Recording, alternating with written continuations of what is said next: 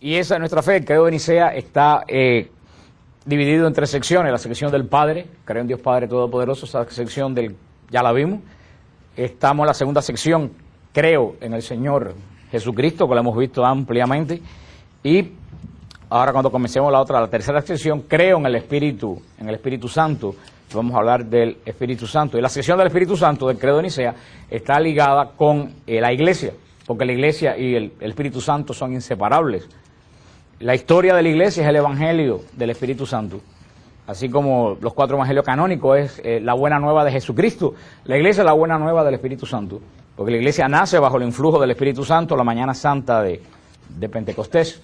Y Dios no se equivoca. Y este Espíritu Santo ha morado en nosotros y hemos estado por 2000 años dando testimonio continuo de la palabra de Dios con una sola fe, con un solo bautismo, con un solo Dios y Padre, como el apóstol San Pablo nos dijo hace tantos miles de años. Por eso la Iglesia y la parte del Espíritu Santo están ligados a ambas secciones en el credo de Nicea. El credo de Nicea se comenzó en el concilio de Nicea y se terminó en el concilio de Constantinopla, porque el concilio de Constantinopla fue el que le añadió al credo de Nicea la parte del Espíritu Santo. Recuerden cuando estudiamos los concilios, dijimos que los concilios fueron sucediéndose en la Iglesia según las necesidades de la Iglesia de clarificar doctrina. Por eso el concilio de Nicea clarifica todo lo referente al Padre y a la naturaleza de Cristo y la relación entre ambos, y el concilio de Constantinopla va a clarificar la relación con el Espíritu Santo. Por eso el credo que proclamamos todos los domingos se llama el credo de Nicea Constantinopla. Por eso que se llama de esa forma el concilio. Y la última parte referente a la parte del Señor Jesús del credo dice: ¿y su reino? ¿Qué cosa? No tendrá fin. Es como termina la sección del credo, que lo hemos dicho hasta la saciedad, que no es una oración. El credo, ¿qué cosa es? La fe de la Iglesia. Por eso es un disparate decir voy a rezar el credo. El credo no se reza, el credo se proclama. Por eso que en la misa se proclama el credo antes del ofertorio. Por eso el credo está antes del ofertorio, porque la primera parte de la misa es la liturgia de la palabra, el banquete de la palabra, pero verdaderamente el sentido sacrificial de la misa comienza en el ofertorio. Por eso antes de entrar en la parte sacrificial de la misa se proclama el credo, y no es una cosa de juego, es que solamente las personas que creen lo que cree la Iglesia pueden participar en el banquete del Cordero. Antiguamente, después de la predicación, los catecúmenos, las personas que se estaban preparando para el bautismo, después de la predicación tenían que abandonar la iglesia. Solamente los bautizados que profesaban la fe de la iglesia, por eso que decimos el credo en común, podían participar del banquete eucarístico. Así que si una persona ve la Eucaristía y no cree lo que cree la iglesia, pues verdaderamente está en un problema. Más le vale que no proclame el credo, porque esto es algo bien serio. Sí creo con eso que el credo no se reza, el credo se proclama. Y si lo proclama, más te vale que tú creas lo que estás proclamando en el credo. Eso es lo que dice San Pablo, que están tan mal entendidas esas palabras, proclamar con la boca y creer con el corazón, y que han hecho todo un dogma extrañísimo de que arrodíllate a una oración y eres salvo, la salvación de Burger King. Eso es lo que dice San Pablo, cree con la boca y proclama, y confiésalo con la boca y cree con el corazón. Quiere decir que más vale que lo que tú estás proclamando lo creas y lo vivas. Eso es lo que quiere decir San Pablo en ese pasaje, que han hecho todo un dogma de algo y le pasan por encima de la Eucaristía y no la ven. La verdad que yo quiero que alguien me explique cómo una persona puede encontrar la oración de Jabez, que son 2 versículos perdidos en el mar de la Biblia, y no creer en la Eucaristía cuando dice mi sangre es verdadera bebida y mi carne es verdadera comida. Yo quiero que alguien me explique cómo no ven eso viendo la oración de Jabez, que alguien me explique ese misterio. No sé que se aplique el famoso refrán que no está en la Biblia, que no es peor ciego. Hay mucha gente que no quiere ver, hermano, y esta es la ceguera espiritual. Cuando Jesús fue sometido al juicio ilegal que le hizo el Sanedrín para condenarlo a muerte, todos sabemos la historia. Pilato quiso precisarlo. Pilato, un hombre criado bajo el derecho legal romano, porque si los griegos tenían la sabiduría, los romanos tenían la legalidad, y de ahí nos han legado el código penal, el derecho romano, que es el que casi todos los países pues está. Pilato, que puede ser que fuera lo que fuera, pero era una persona que estaba criada en el derecho romano, quería llegar a la cuestión principal por la cual le habían entregado a Jesús. ¿Y cuál era la acusación fundamental de los fariseos cuando le entregaron a Jesús a Pilato? ¿Cuál era la acusación principal? No, a Pilato ni le iba y le venía hijo de Dios y blasfemia. Pilato no creía en nada de eso. Lo que presentaron a Jesús a Pilato acusándolo de proclamarse rey de los judíos. La blasfemia y todo eso fue con el Sanedrín. A Pilato la blasfemia, como no creía en ningún Dios, le daba igual la blasfemia y que fuera hijo de Dios como si fuera hijo del tintorero de la esquina. Los fariseos, que sabían muy bien qué cosa, cómo ellos conocían, eran aliados del poder romano, sabía que lo que podía poner a Pilato en un dilema era que Jesús se proclamara rey de Israel. Hay muchas cosas históricas que uno cuando le estudia se da cuenta que el evangelio no puede ser inventado, porque todas las cosas en el evangelio están así. Ni con una computadora pueden engrampar todo el evangelio y la Biblia.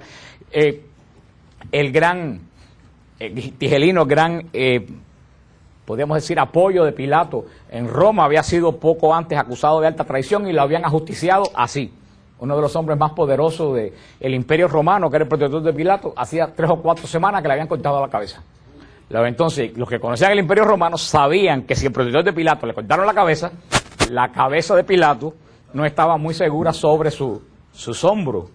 Por eso todo esto que parece coyuntural no es coyuntural, por eso en ese momento, cuando Pilato tiene sobre su cabeza una espada que está dando vuelta, se aparecen con este problema en un lugar de revuelta, decir, mira, este dice que es rey de los judíos. Si dice que es rey de los judíos, quiere decir que el César no es el rey de los judíos, eso es sedición.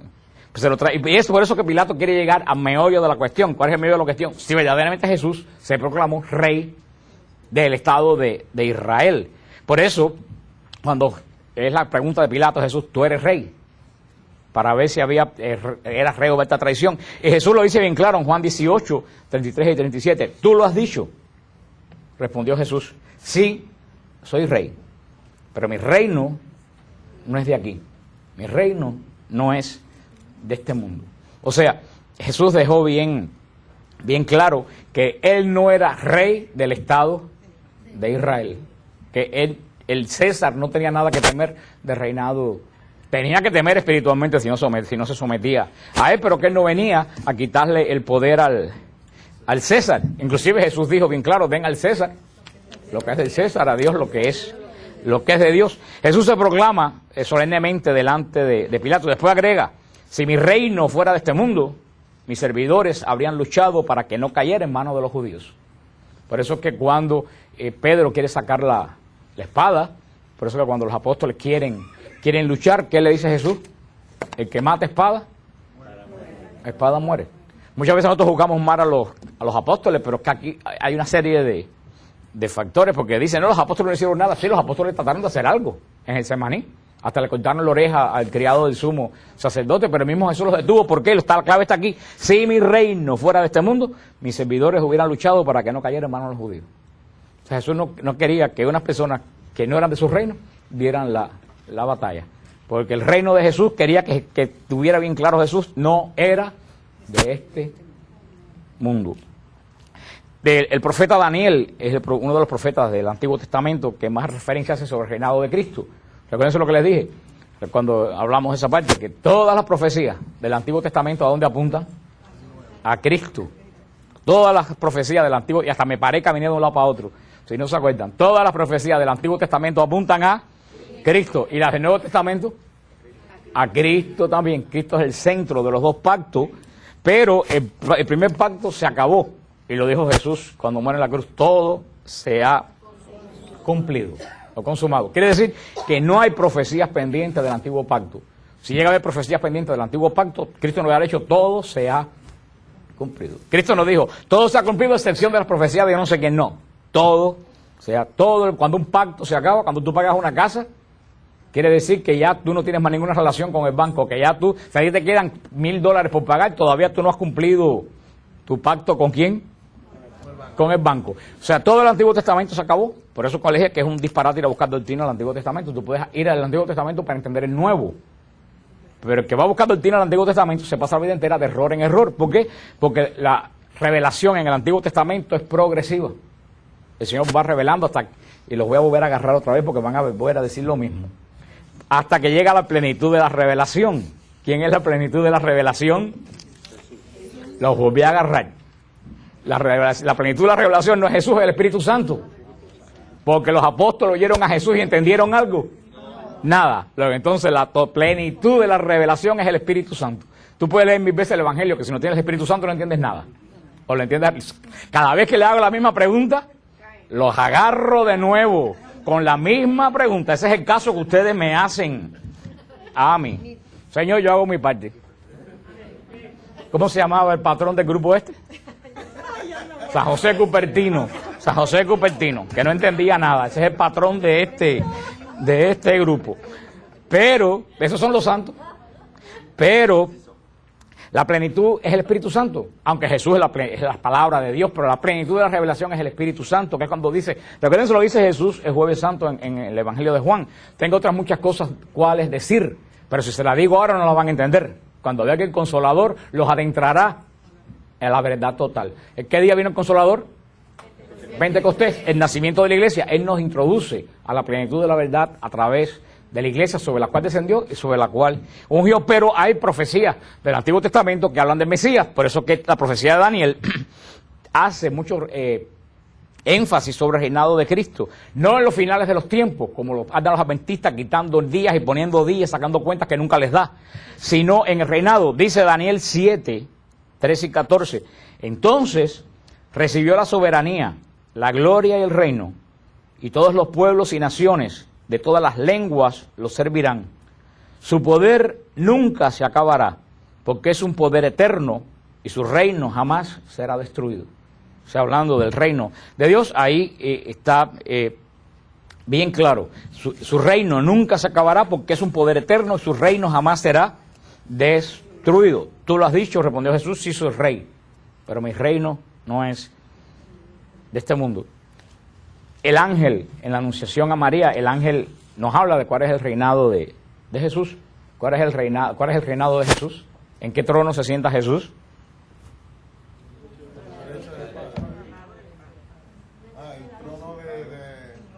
Yo voy a abrir un gimnasio aquí y yo creo que voy a sacar más provecho. En el trono, se sentará para siempre en el trono de David, su padre. Eso es lo que le dice. El ángel no le dice a ninguno al momento María que se sentará a la derecha de Dios. El ángel le dice, se sentará en el trono de David, su padre. Su padre. Jesús se sienta en el trono de David. ¿Por qué en el trono de David? Porque el profeta Natán se lo profetizó a David. El profeta Natán le dijo a David, tu descendiente se sentará en el trono por siempre. Uno de tus descendientes se sentará en tu trono por siempre.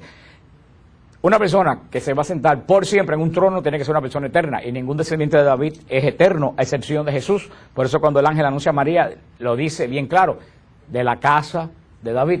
José, desposado con María, de la casa de David. Y el ángel le dice, se sentará en el trono de David, su padre. Y cuando hablamos de eso, le dijimos que ese es uno de los motivos por los cuales María no pudo tener más hijos. Y lo hablamos ampliamente, y menos José pudo tener más hijos todavía que María, como dicen los griegos que Jesús era viudo y toda esa cosa. No, si José tiene más hijos o María tiene más hijos, cuando Jesús muere, el heredero del trono de David es el hijo que le sigue. Definitivamente no hay duda por la ley judía. Luego entonces eso termina el asunto de que Jesús era hijo único. Como José era el último heredero que quedaba de la casa de David, Jesús es el último heredero que se sienta en el trono de David, su padre, para siempre. Llegado un momento de reinado de Cristo, lo dice, su poder nunca se acabará, porque es un poder eterno. Y lo dice bien claro Daniel 7, entonces recibió la soberanía, la gloria y el reino. El poder, el reino de Cristo, cuando tiene la plenitud del reino de Cristo, todos los poderes temporales se acabarán. Solamente existirá el poder de Dios. Pero el día del juicio final, el día del juicio final que hablamos ya las semanas anteriores, es cuando cerrará la existencia, tal como nosotros la conocemos. Pero recuérdense lo que dijimos, que el juicio final no es el fin del mundo. Utilizamos mal la pregunta, la premisa, el mundo no se acaba, el mundo se transforma. Entonces, no hay fin del mundo, hay transformación del mundo. El día del juicio final se cierra la existencia tal como nosotros la conocemos en este momento. Y comenzará una nueva existencia. Por supuesto, ya no hará falta más purgatorio. como no lo había antes de la redención, no había purgatorio. ¿Por qué? Cuando llegue el juicio no hay más purgatorio, porque ya no va a haber ninguna posibilidad de ¿qué? De salvación. Y no es que el purgatorio sea una posibilidad de salvación, porque al purgatorio solamente van los salvos que necesitan purificación espiritual por pecados no retribuidos, sino que ya el proceso de la salvación, cuando Jesús salga, como hablamos ampliamente cuando hablamos de la Eucaristía, cuando Jesús salga del santuario celestial, se habrá terminado el tiempo de la cosecha, se habrá terminado el tiempo de la conversión. Y al no haber más conversiones, no hará falta, por supuesto, ningún purgatorio, ningún proceso de purificación.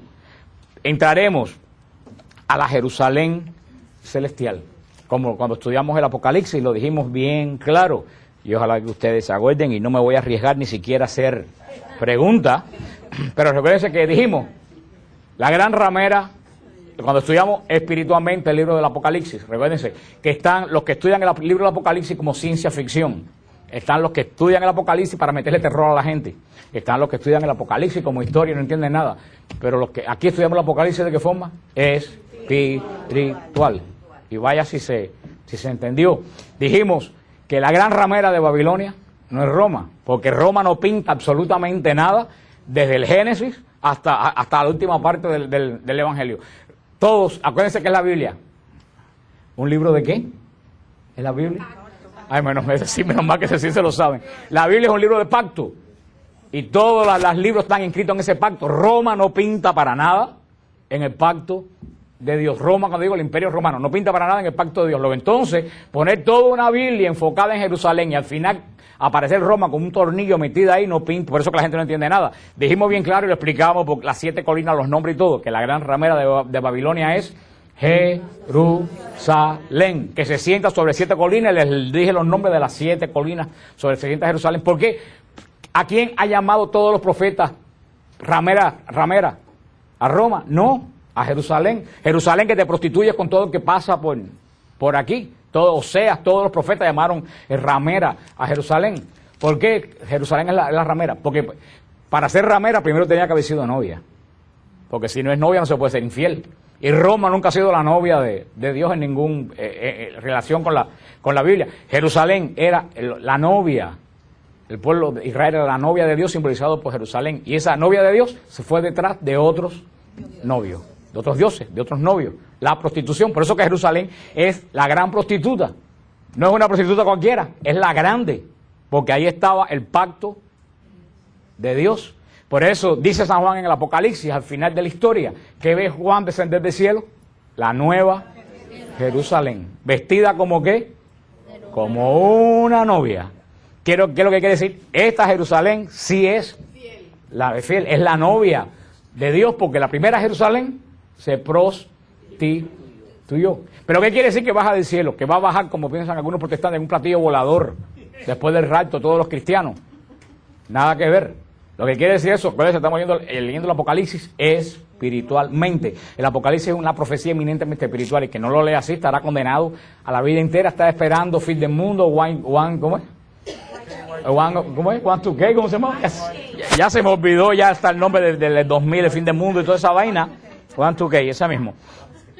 Cuando dice que la Jerusalén baja del cielo, quiere decir, y oigan bien porque se lo hablamos en el Apocalipsis, lo hablamos bien claro, que la primera Jerusalén fue una obra de la tierra. La primera Jerusalén fue una obra de la tierra, por eso se convirtió en ¿qué? En prostituta. La segunda Jerusalén no va a ser una iniciativa de la tierra. La nueva Jerusalén es una iniciativa del cielo. La Jerusalén espiritual. Eso es lo que quiere decir, que baja del cielo, que la nueva Jerusalén no la produce la tierra, la produce el cielo. Y eso es lo que dice Jesús, los miembros de la nueva Jerusalén. El que no nace del agua y del espíritu no puede ver el reino de Dios.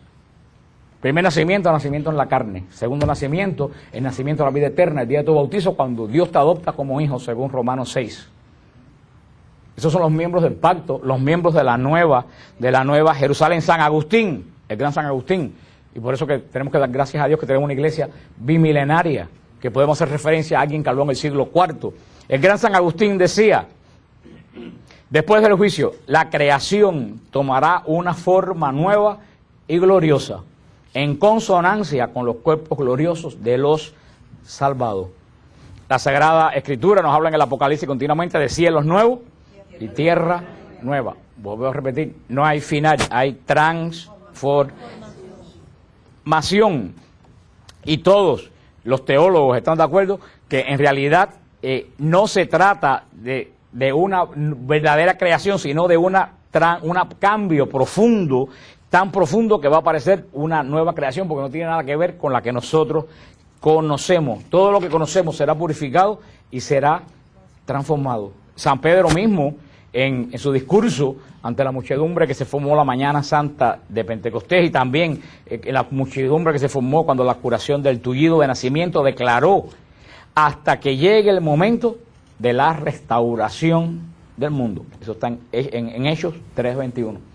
Dice, y lean Hechos 3:21, San Pedro nos habla de una restauración del mundo. El mundo que conocemos al final de los tiempos será transformado y será renovado. ¿De qué forma? No lo sabemos. San Pedro mismo en su primera carta lo dice: llegará el día del Señor como un ladrón. Entonces los cielos se disolverán con gran ruido. Los cielos incendiados se disolverán y los elementos ardientes se derretirán. Nosotros esperamos, según la promesa de Dios, cielos nuevos y tierra nueva. Un mundo en que reinará la justicia. San Juan completa esta visión apocalíptica de Pedro cuando dice San Juan: después tuve la visión del cielo nuevo y la tierra nueva. Pues el primer cielo y la primera tierra ya pasaron. En cuanto al mar, ya no existe. Fíjense que el mar para los hebreos era signo de lo malo. El mar es lo confuso, el pueblo hebreo no era un pueblo marino, el mar era lo desconocido. Por eso todo lo malo es signo en hebreo, ellos lo ponen como el mar. Entonces vi la ciudad santa, la nueva Jerusalén que bajaba del cielo, del lado de Dios, embellecida. Fíjate, ¿de dónde nace? Del lado de Dios. De Dios. Eso es muy importante, porque todos los teólogos dicen que la iglesia nació del costado de Cristo. Del costado abierto. ¿Qué brota del costado de Cristo? Sangre y agua. Somos redimidos por la sangre de Cristo, injertados en Dios a través del bautismo. El nacimiento de la iglesia es del costado de Cristo. Tiene que ser así. Fíjate qué simbolismo tan grande. ¿De dónde nace la novia de Adán? De su costado. De su costado. La primera mujer nació del costado del hombre. La segunda mujer, la novia de Dios, nace del costado del hombre nuevo, de Jesucristo, muerto en la cruz. Por eso que es muy importante, como dice la nueva. Entonces vi la ciudad santa, la nueva Jerusalén que bajaba del cielo, del lado de Dios, embellecida como una novia, engalanada en espera de su prometido. Oí la voz que clamaba desde el trono: esta es la morada de Dios entre los hombres. Fijará desde ahora su morada en medio de ellos, y ellos serán su pueblo, y él mismo será Dios con ellos. Enjugará toda lágrima de sus ojos, y ya no existirá ni muerte, ni duelo, ni gemidos, ni penas, porque todo lo anterior ha pasado. De la ciudad santa, Jerusalén, irradiaba la gloria de Dios. Su resplandor era el de una piedra preciosa, y su color se parecía al de jaspe, destellante de luz. No vi templo alguno en la ciudad, porque el Señor Dios es dueño del universo. En su templo lo mismo que el Cordero. No necesita ni de luz, ni de sol, ni de la luna, porque la gloria de Dios la iluminará, y su lámpara es el Cordero. Sus puertas permanecerán abiertas todo el día, ya que allí no hay noche. Hermosas palabras estas de Apocalipsis 21, que nos habla de la iglesia y nos habla también de los finales de los tiempos. ¿Por qué? Porque este reino de Dios que dice: y su reino no tendrá fin. Este reino eterno ya comenzó. Todo el mundo está esperando un reino final de los tiempos, pero el que no sea parte del reino ahora no va a entrar a ningún reino. O sea, esa es la gran noticia, que el reino ya comenzó. Y el mismo Juan Bautista, predicando inclusive antes de la misión mesiánica de Jesús, en San Mateo 3, 1 y 2, dice: en aquellos días vino Juan el Bautista, predicando en el desierto de Judea, y diciendo: arrepentíos, porque el reino de los cielos se acerca. Pero eso lo dice bien claro en Mateo 3, 1 y 2. Juan dice: el reino de los cielos se acerca. Si este reino de los cielos fuera el reino del final de los tiempos, ¿qué cuán cerca estaba? Si todavía ni siquiera de nosotros está cerca. También Jesús habló del reino como algo cerca.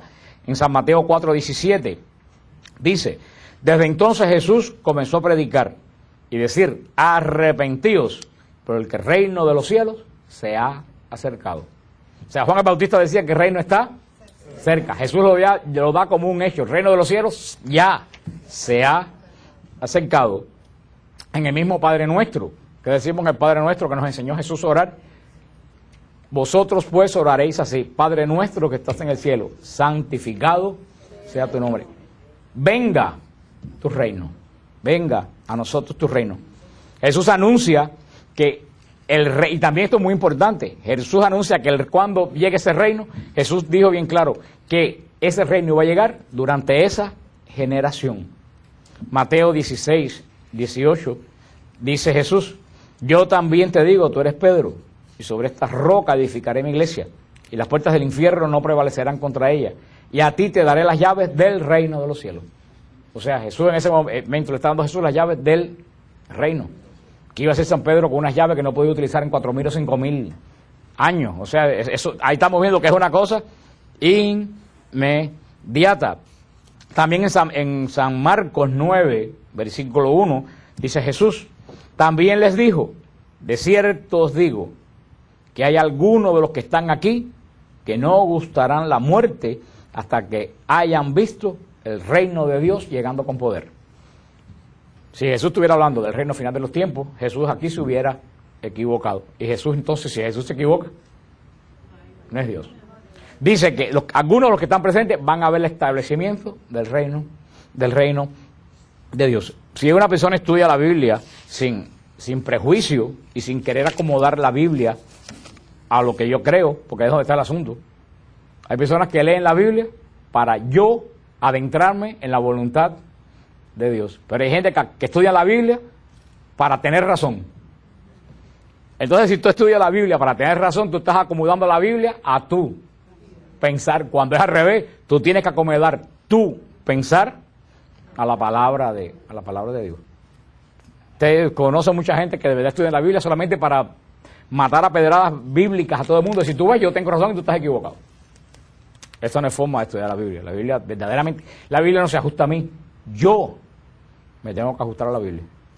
Y si no la entiendo, que ese es el gran peligro de los apologistas, y eso es lo primero que yo aprendí cuando empecé a estudiar apologética. La primera regla que le dan a un apologista es que uno no puede pensar que siempre tiene respuesta para todo. Porque una persona que se mete a la apologética, y siempre lo digo a todos que estudia apologética, alguien que entra a apologética, lo que piensa es que siempre tiene la respuesta para todo lo que te preguntan. Entonces, si te preguntan algo y tú no tienes la respuesta, la inventas. Y ahí terminamos haciendo herejías y doctrinas propias. Por eso, cuántas veces me preguntan en EWTN y me hacen preguntas y tengo que decir, no sé la respuesta. No la sé.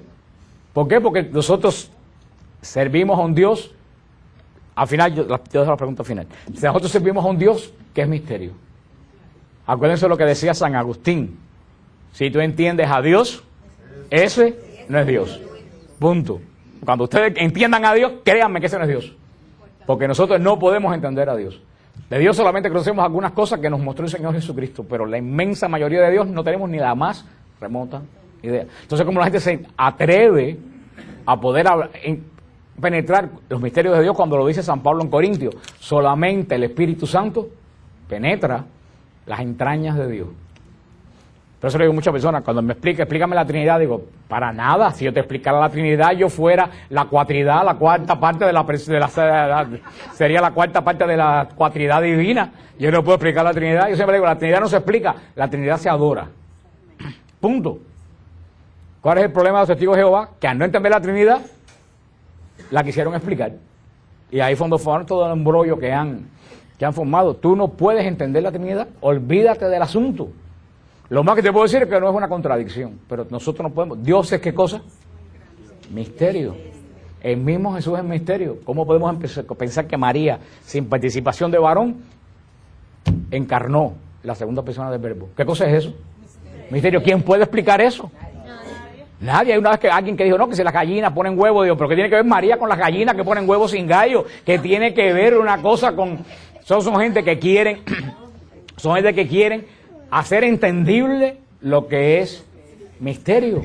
La resurrección, ¿quién puede entender la resurrección? ¿Quién puede entender el poder de Dios cuando una persona se sana? ¿Y quién puede entender el poder de Dios cuando una persona no se sana? Estamos delante de un Dios que es profundamente misterioso. Entonces lo que podemos hacer es explicar un poquito lo que tenemos, pero por eso que yo le decía que tenemos que tener cuidado con eso. Dice San Pablo, alrededor del año 61, cuando escribe la carta a los Colosenses, dice, el cual nos ha librado, hablando de Cristo, el cual nos ha librado de las potestades de las tinieblas y trasladados al reino de su amado Hijo, hablando de Dios, Colosenses 1:13. Dice que ya nos trasladó ¿a dónde? Al reino de su amado Hijo. En la carta a los tesalonicenses, por el año 51, dice San Pablo, y os encargábamos que anduvieseis como es digno de Dios, que os llamó a su reino y a su gloria. Fíjate, todos estos hombres que han escrito antes que nosotros ya están hablando del reino de Dios como algo presente.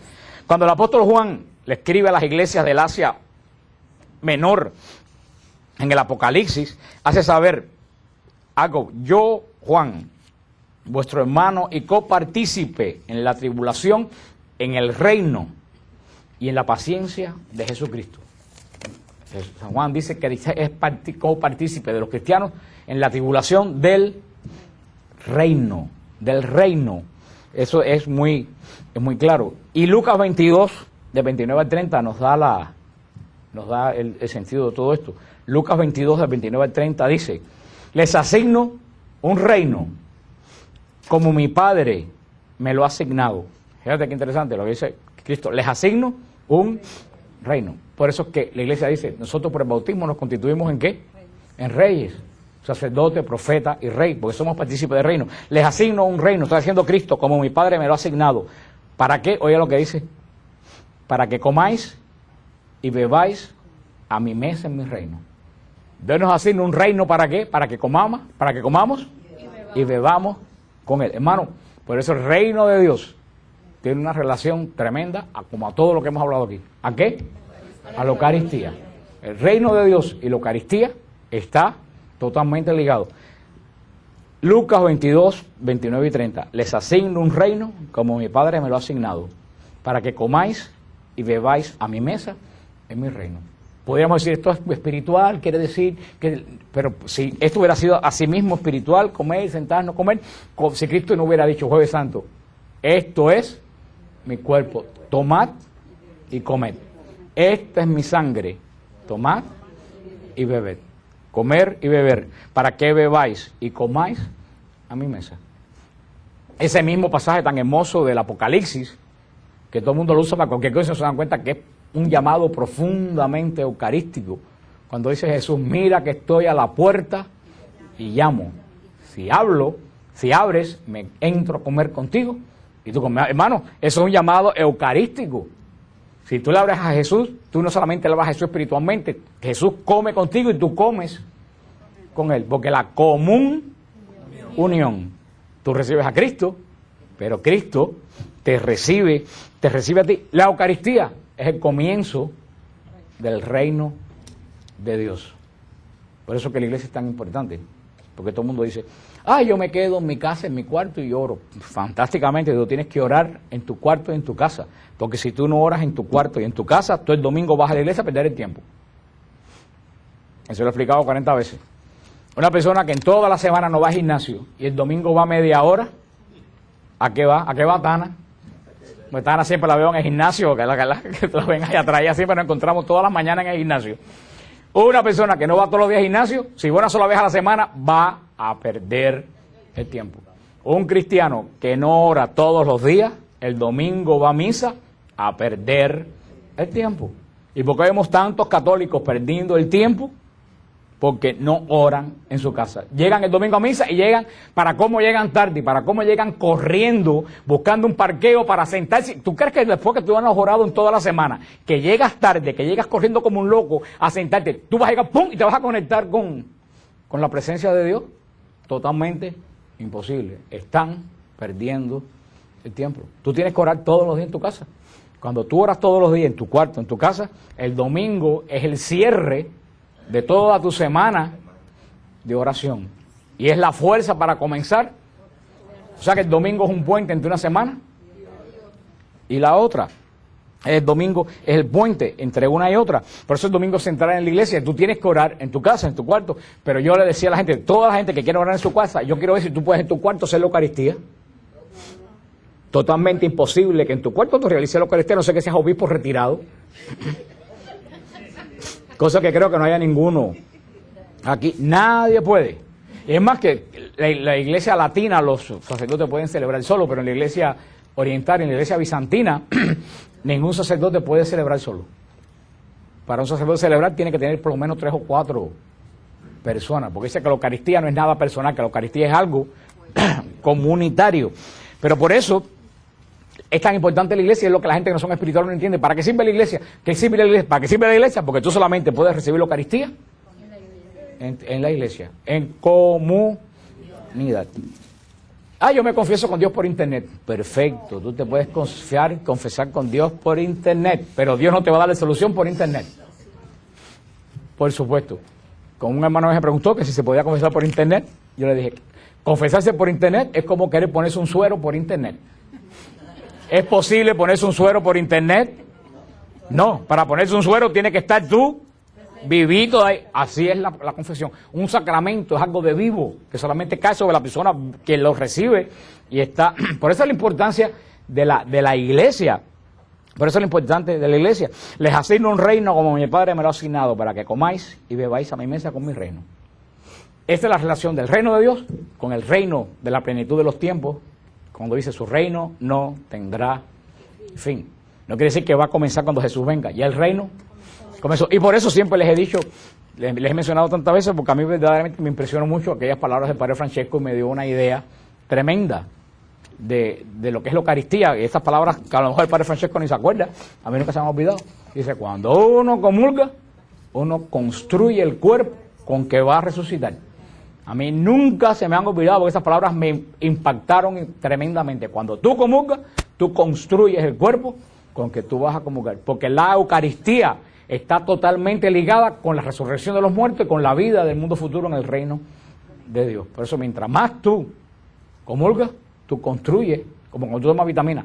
Lo mismo pasa si tú comulgas acrílicamente y comulgas mal, te tragas tu condenación, porque en vez de construir tu cuerpo, lo desconstruye. Es como alguien que toma veneno. Este capítulo de San Lucas 22, 29 y 30 es esencial.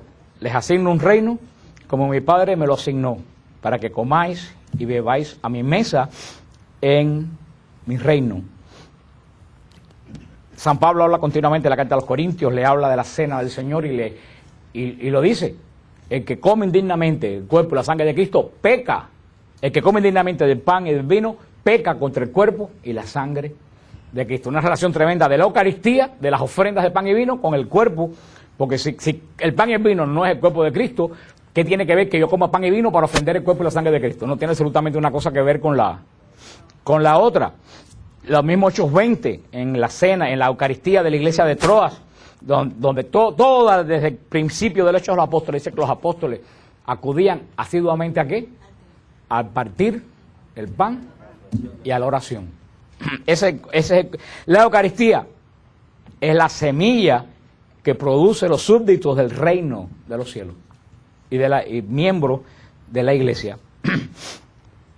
¿Cuándo comienza, y lo hemos hablando de todo esto visto, cuándo comienza Cristo a reinar gloriosamente? Después de qué hecho comienza Cristo a reinar gloriosamente. ¿Después de cuándo? De la ascensión. Jesús entra al reino de su Padre, comienza a reinar glorioso en el año 33 después de su ascensión. Y se establece el reino la mañana santa del día de Pentecostés del año 33 de nuestra era. Cuando el Espíritu Santo desciende sobre los 12 apóstoles, se instaura sobre la tierra el reino de Dios. Dice, el mismo Pedro lo dice, pero siendo profeta, hablando de David, y sabiendo que Dios le había asegurado con juramento que de su descendencia, en cuanto a la carne, habría de surgir el Cristo para que se sentase en su trono, viéndolo de antemano, habló de la resurrección de Cristo en el sermón de Pedro, la mañana santa de Pentecostés, Hechos 2, 30 y 31. Mira qué interesante, ¿quién instaura? Por supuesto que fue el Espíritu Santo cuando descendió, pero ¿quién es el que sale a proclamar el reino de Dios por primera vez? Pedro. Es el primero que sale a proclamar el reino de Dios. Con la interrupción del reino de Dios, la mañana santa de Pentecostés, comienzan los finales de los tiempos. La transformación del mundo, no va a decir que va a comenzar un reino nuevo, la transformación del mundo va a ser la plenitud del reino de Dios, la plenitud de los tiempos, la plenitud del reino de Dios.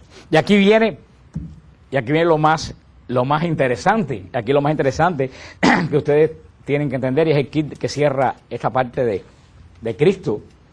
Cuando Cristo venga, Cristo va a terminar la obra que comenzó. ¿Qué obra comenzó Cristo? La obra de la redención. Eso es lo que tenemos que tener claro. Cristo vino precisamente a redimirnos.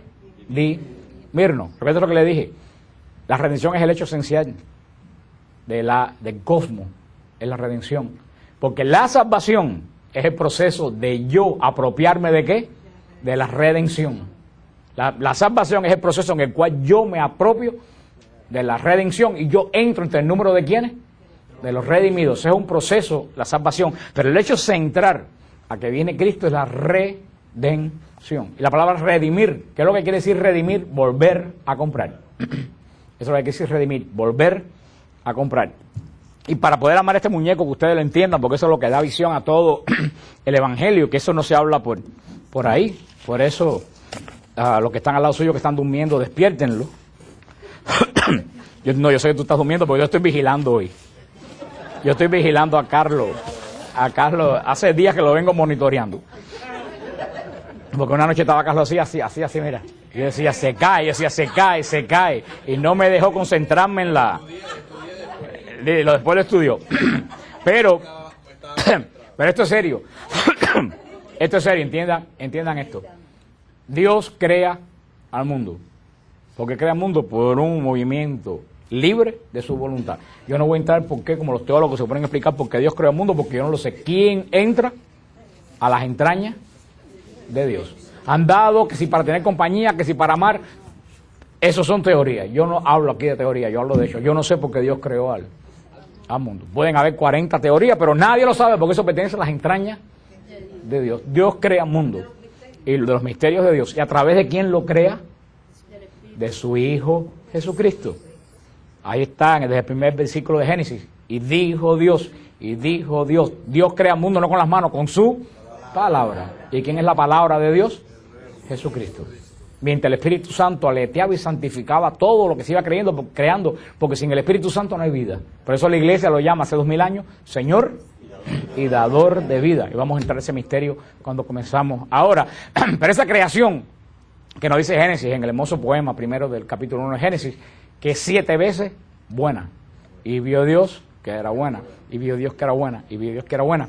Dios bajaba y caminaba con el hombre a la hora de la tarde, como les expliqué. ¿Qué es lo que quiere decir? Que entre Dios y el hombre había total comunión. No había, entre Dios y su criatura había una comunión perfecta. ¿Por qué? Porque la creación de quién era? De Dios, del Padre, creada a través de su Hijo y santificada por el Espíritu Santo. Esa creación perfecta, creada, que era de Dios, en un momento de la historia, se descompuso.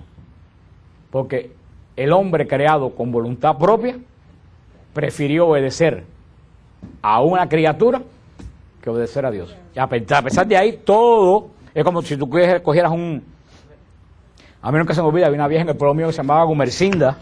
¿Tú te acuerdas, Cari, de Gumercinda? Una vieja que se echaba mucho colorete de pelo blanco. Y a mí no se me olvida, al principio del comunismo, que no había comida en Cuba, a mi abuela le traían unas latas así de arroz.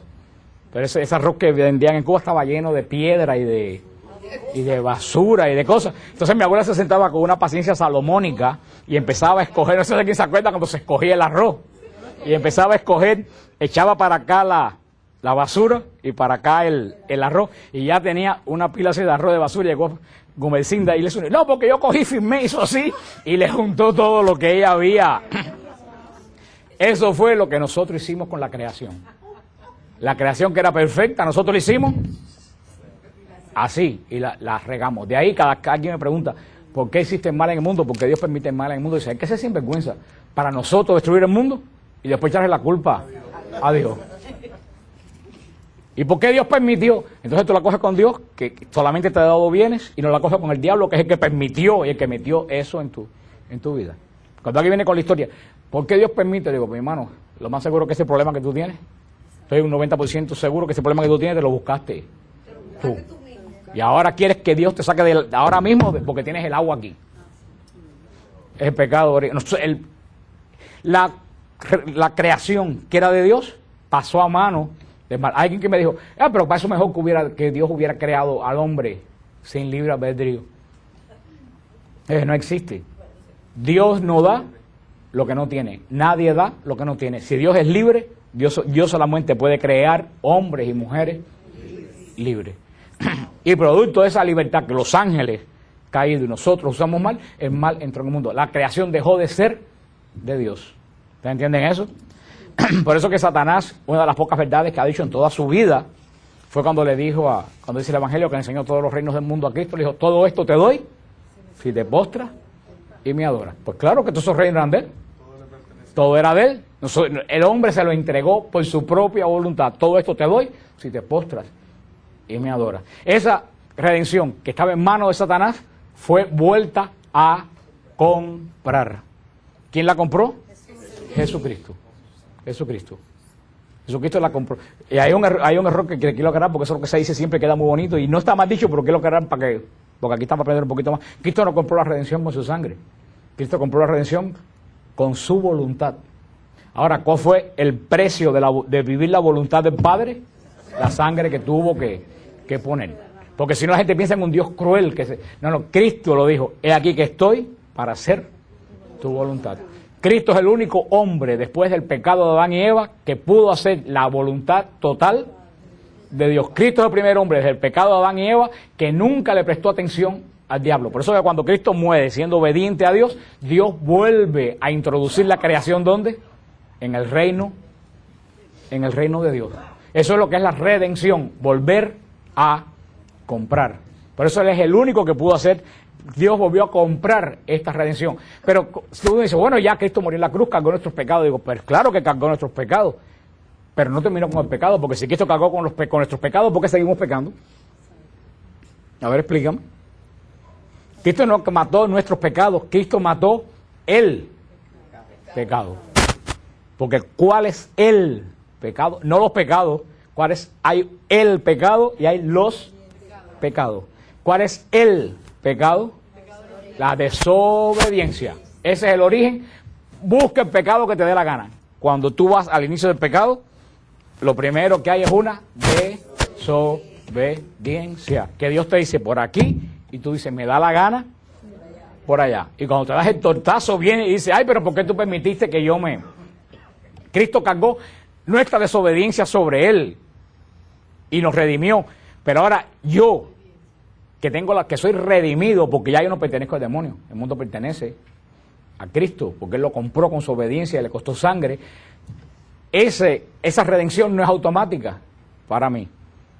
La redención se abre para todo el mundo, pero ahora tú puedes ser redimido y no puedes ser salvo. A ver si ustedes entienden ese lío. Tú puedes ser redimido y no puedes ser salvo. Tú eres redimido, pero dices, no me da la gana de aceptar esa redención y lo rechaza. ¿Qué cosa es eso? El pecado, el infierno. Cuando tú eres redimido, tú dices, yo quiero aceptar la redención de Cristo, ahí comienza la salvación. Ahora, para tú tener la redención en tu vida, entrar en el proceso de salvación, ¿qué cosa es el proceso de salvación? Una batalla. Una batalla. La salvación es una batalla. ¿Contra quién? Ojalá fuera contra el diablo, contra un enemigo peor. Es una batalla contra uno mismo, porque uno es peor que el diablo.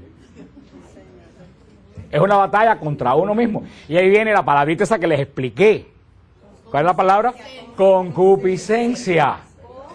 Concupiscencia. Después se la preguntaron al padre Francesco, como si nunca en la vida lo hubieran oído. Después que yo le expliqué. ¿Qué es la concupiscencia? Nuestra naturaleza. El hombre es bueno por naturaleza, pero su naturaleza está dañada. ¿Por qué? Por el pecado. Es como, no sé cómo decirle, una persona que tiene VHS del SIDA. que tiene densidad. Con todas esas medicinas que hay, lo mantienen vivo, lo mantienen bien, lo mantienen, pero ¿qué tiene dentro de sí? El virus de la enfermedad. Con el herpes y con todas esas cosas pasa exactamente lo mismo. Cristo me ha redimido, pero dentro de mí está el sello de la desobediencia de nuestro primero padre. Por eso San Pablo decía que tenía una espina, y por eso decía San Pablo, ¿quién me va a liberar de este cuerpo de muerte? Porque es el espíritu que te ala por un lado y toda esa desobediencia ancestral que está en ti que te ala para el otro lado. Por eso son los ejercicios ascéticos, para hacer el espíritu más fuerte. Pero cuando tú entras en esa batalla contra ti mismo, y por supuesto que ahí el demonio empuja como loco. Y claro que empuja porque está remando la sardina a su sartén, como dice. Ahí, en esa lucha, es lo que te da a ti el proceso de la salvación, entrar plenamente en la Jerusalén celestial. Por eso es que la comunión es lo que te ayuda a fortalecerte en esa batalla. La confesión y la comunión. Como les decía, en estos 5 minutos tengo que terminar de armar el muñeco. En el reino de Dios, Jesús nos abrió la puerta aquí a la redención. Pero todavía el número de los redimidos no está completo. Por eso, como se acuerdan, se acuerdan la fiesta de Bicurín. La fiesta de Bicurín en Israel era el día después de la Pascua, cuando el sumo sacerdote presentaba las primeras espigas de la cosecha delante del Santo de los Santos. Ahí comenzaba la cuenta del Omer.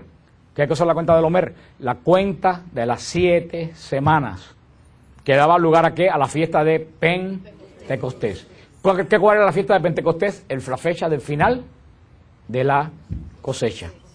Ha comenzado la cosecha con Cristo cuando entra al lugar santísimo a ser de sumo y eterno sacerdote. Y eso lo explicamos. ¿Qué está haciendo Jesús en el cielo? Sumo y eterno sacerdote. Está mediando por nuestros pecados. Por eso que el sacrificio de Cristo en la cruz no se ha terminado.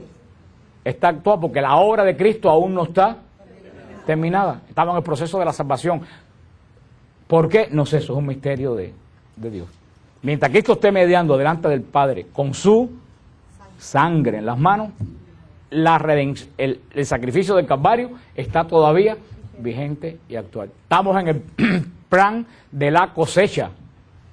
Por eso le dice Jesús, mira, el trigo está blanco ya para la cosecha, pero faltan obreros. Ahí está Mies. Estamos en el tiempo de la cosecha. ¿Cuándo la obra de Cristo va a terminar? Cuando Jesús salga a juzgar vivos y muertos. Al final de los tiempos.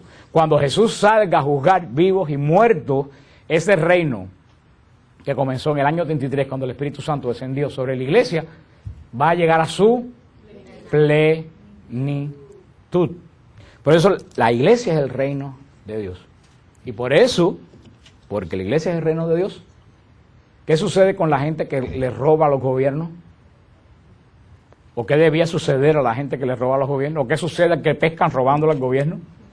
Cogen cárcel. Y algunos cogen hasta cadena perpetua. Y los que cometen crimen en ese gobierno, que mata a alguien, ¿qué les pasa?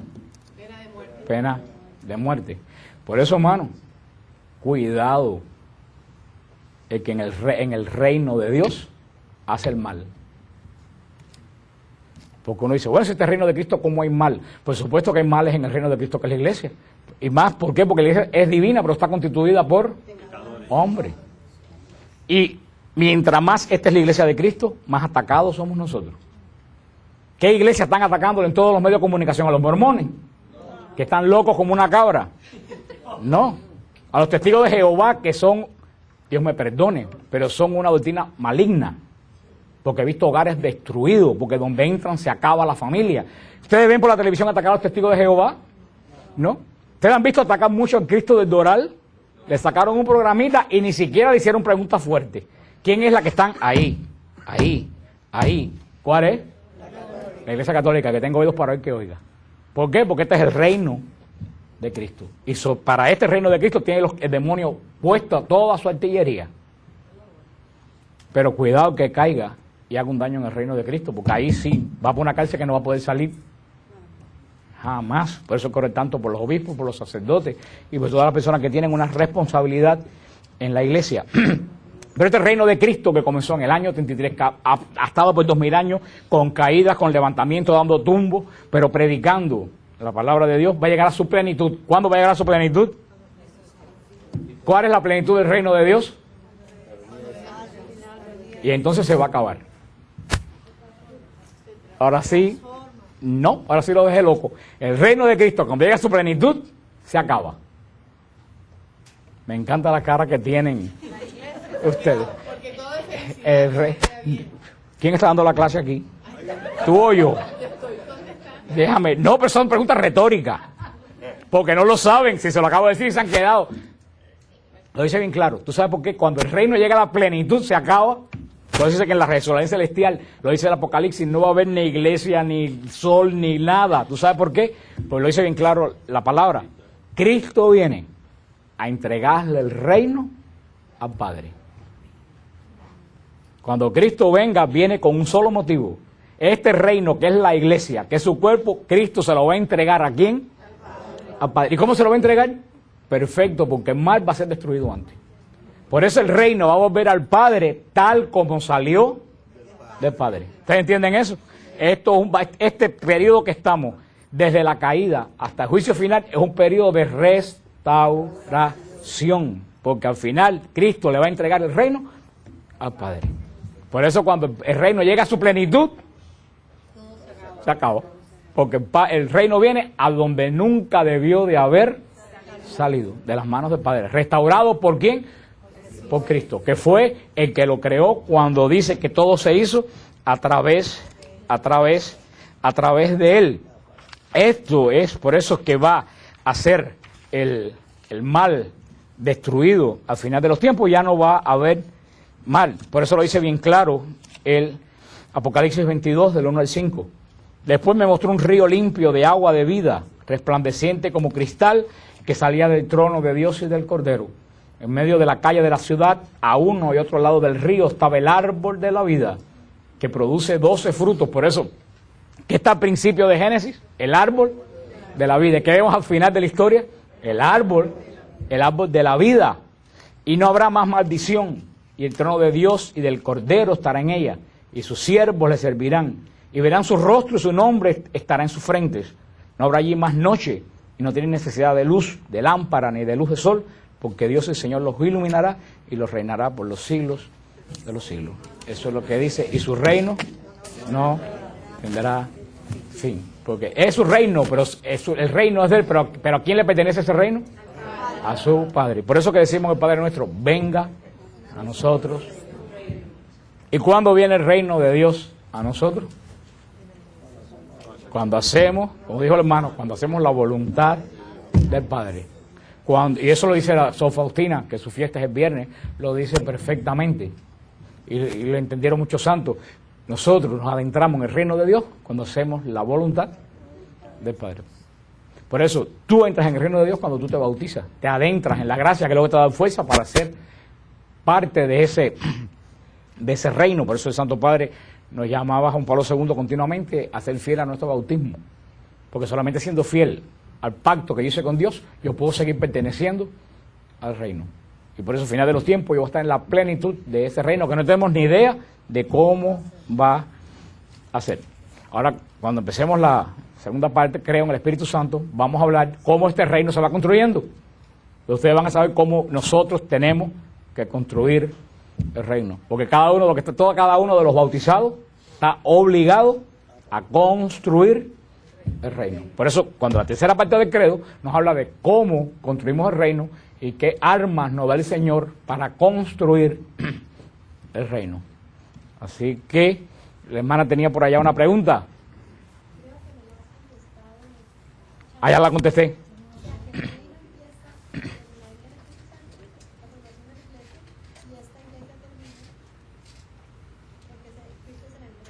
Al Padre. Y yo, ¿cuándo me adentro yo en el reino? Cuando me adentro en el pacto. ¿Cuándo me adentro en el pacto? El día de mi bautismo me hice yo miembro del reino de Dios y tengo que tener mucho cuidado de no perderlo. ¿Alguna pregunta sobre este tema que cerramos hoy de creo en Jesucristo? Ahora sí puedes hacer preguntas que las contesto. Ya no son preguntas retóricas. Por ejemplo, cuando hablabas de que nosotros construimos nuestro cuerpo cuando estamos La Eucaristía. en la Eucaristía, ¿cómo hacen, digamos, los hermanos separados que no Es una buena pregunta que yo no te la sé contestar. Por eso yo dije el otro día que qué responsabilidad tan grande tienen, no los protestantes, sino los líderes de las iglesias protestantes. No esa gente que se van a esas iglesias. ¿Qué responsabilidad tienen? Que apartan a la gente del único instrumento que los hace crecer espiritualmente, que es la Eucaristía, para entretenerlo con panderetazos, predicaciones y unas oraciones que a la larga nada más que son muchas veces, no quiero juzgar, pero el 80% de las veces son emocionales. Por eso, qué gran responsabilidad tienen esa gente que aparta. Por eso ya lo vio el gran San Ignacio de Antioquía en el año 107 de nuestra era. 107. Hace 1933 años, dijo Ignacio de Antioquía. Los herejes se pierden entre discusiones inútiles. Más le vale que comulgaran para que resuciten en el último día. Eso también te parece que fue dicho en Miami en el siglo XX. Dijo San Ignacio de Antioquía en el año 107. ¿Qué dijo? En vez de discutir, comulguen. San Ignacio de Antioquía dijo en el año 107, los herejes se pierden entre discusiones vanas. ¿Cuánto más le valiera, en vez de discutir, que comulgaran para que resuciten en el último día? ¿Alguna otra pregunta? Antes que pierda la poca voz que me queda.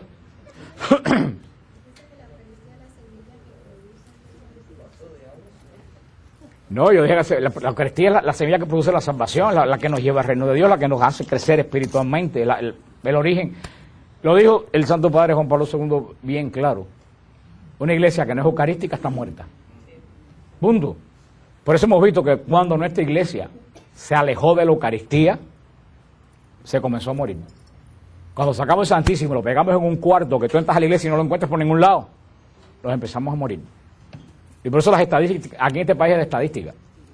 Todas las estadísticas que se han hecho dicen que las iglesias que tienen adoración perpetua crecen 75 veces más que las que no lo tienen. Y por eso, gracias a Dios, la adoración perpetua está regresando con milagros aquí todos a la iglesia. Pero le tenemos miedo, porque hemos sido muy liberales y muy modernistas. Hemos querido poner a la Virgen en el jardín y la Eucaristía en un closet. Y la casa se nos ha caído en la cabeza. Porque San Juan Bosco vio bien claro que la iglesia no se hundía porque estaba amarrada a dos columnas, la Eucaristía y la devoción a la Virgen Santísima. Y zafamos la barca de esas dos columnas y la barca empezó a dar bambazos. Menos mal que Santo Padre Juan Pablo II la amarró bien amarrada, con el año de la Eucaristía y con el año del Rosario. Así que está de nuevo amarrada. ¿Alguna otra pregunta? ¿Cerramos ya? Aprovechen que se me acaba la voz. A la una, dígame. Yo oigo mucho en estos tiempos hablar de ecumenismo. ¿Cómo puede ser? ¿Tenemos que ceder en algo? Ok, aunque no tiene nada que ver con esto, pero es buena la pregunta. El ecumenismo no es ceder. Tú cederías, espérate, no, te estoy preguntando para que tú me entiendas. ¿Tú cederías ante el honor de una hija tuya para complacer a alguien? ¿Verdad que no? El ecumenismo no es ceder. El ecumenismo es un movimiento que comenzó en la iglesia diciendo, vamos a fijarnos en lo que nos une y no en lo que divide. Vamos a fijarnos en lo que nos une, pero ¿qué entendieron mucha gente dentro de la iglesia? Lo que el hermano pregunta, que el ecumenismo es ceder yo para que el otro pesque lo que se pueda llevar. Eso no es ecumenismo. Ecumenismo es un diálogo. Y para que haya un diálogo, tienen que haber dos personas que estén en condiciones de ¿qué? Dialogar. De hablar. ¿Y qué cosa es dialogar? Uno hablar y el otro escuchar. Y cuando el otro se calla, yo hablar y el otro es un escuchar y un hablar. Dios me perdone, yo lo que hasta ahora he visto en el llamado ecumenismo es un hablo yo a ver si te convenzo y te traigo para mi iglesia. Eso es lo que yo he visto en el ecumenismo. Y por eso yo no soy ecuménico en absoluto. Y yo fui muy ecuménico cuando el concilio, pero me di cuenta que a la larga, cada vez que yo iba a una iglesia protestante, en un acto de ecumenismo, todo era a ver de qué forma me raptaban y me dejaban allí. Entonces, pues, si yo quiero hablar y tú no quieres oír, ahí no hay diálogo, hay un monólogo. Es lo que pasa con Fidel Castro, que todo el mundo quiere hablar con Fidel Castro, pero si no quiere hablar con nadie, ¿para qué tú vas a hablar si no quiere oírte? Y para mí, el ecumenismo a esferas altas Ha funcionado. Por eso acaba la Iglesia Luterana de firmar la declaración conjunta sobre la justificación con la Iglesia Católica, que las dos han dicho, estamos diciendo lo mismo por 400 años, hemos hablado una guerra por gusto. Y se han hecho unos grandes avances ecuménicos a nivel de iglesias institucionales, como la anglicana, como la ortodoxa, pero con todas estas iglesias de shopping center, que lo que quieren es que gente traiga más para acá para que me den el diezmo a mí, ahí no hay ningún ecumenismo. Tiene que ser el pastor muy santo, muy santo, muy santo, que los hay, no digo que no los haya, para poder querer dialogar contigo y escucharte a ti y no querer ver de qué forma yo te capto y te traigo para acá. Esa por lo menos es mi opinión personal y la digo sin pelos en la lengua. ¿Alguna otra pregunta? ¿Ya? A la 1, a las 2, a las 3.